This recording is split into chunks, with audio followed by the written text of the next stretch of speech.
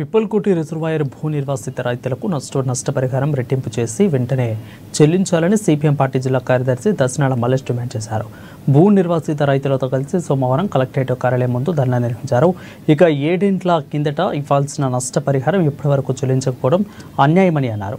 ఆనాడు నిర్ణయించిన ధర ఎకరానికి 8 లక్షలని, ప్రస్తుతం భూమి విలువ రెట్టింపైనందున నష్టపరిహారం రెట్టింపు చేయాలని అన్నారు. రాష్ట్ర ప్రభుత్వం అసెంబ్లీ సమావేశాల్లోనే రైతుల నష్టపరిహారానికి సంబంధించిన బడ్జెట్ను విడుదల చేయాలని అన్నారు. అనంతరం జిల్లా కలెక్టర్ రాజేష్ను కలిసి వినతిపత్రం అందించారు.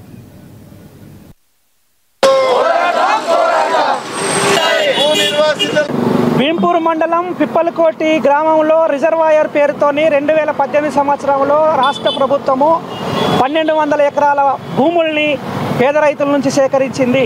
200 ఎకరాలకు మాత్రమే నష్టపరిహారం చెల్లించి కట్ట నిర్మాణం చేశారు.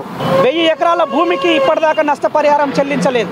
2018 సంవత్సరంలో ఎకరానికి 8 లక్షల రూపాయల చొప్పున నష్టపరిహారం చెల్లిస్తామని చెప్పి ఆనాడు దివ్యా దేవరాజన్ కలెక్టర్ గారు ఉన్నప్పుడు నిర్ణయం జరిగింది.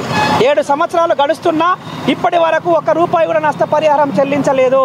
7 సంవత్సరాల తర్వాత మార్కెట్లో భూముల రేట్లు విలువలు విపరీతంగా పెరిగిపోయాయి, డబుల్ అయిపోయినాయి. అందుకని ఈ రోజున ప్రభుత్వాన్ని మేము డిమాండ్ చేస్తూ ఉన్నాము. ఎకరానికి 16 లక్షల రూపాయల చొప్పున నష్టపరిహారం చెల్లించాలి. ఈ నష్టపరిహారాన్ని నిర్ణయిస్తూ ఇప్పుడు అసెంబ్లీ సమావేశాలు జరుగుతూ ఉన్నాయి. రేవంత్ రెడ్డి ప్రభుత్వానికి విజ్ఞప్తి చేస్తూ ఉన్నాము. పేద పిప్పలకోటి రైతుల పట్ల మీరు ఆలోచన చేసి వెంటనే ఈ అసెంబ్లీ సమావేశాలలో బడ్జెట్ను విడుదల చేసి నెల రోజుల్లోగా రైతుల ఖాతాల్లో జమ చేయాలని చెప్పి డిమాండ్ చేస్తూ ఉన్నాము. భీంపూర్ మండలం పిప్పల్కోటి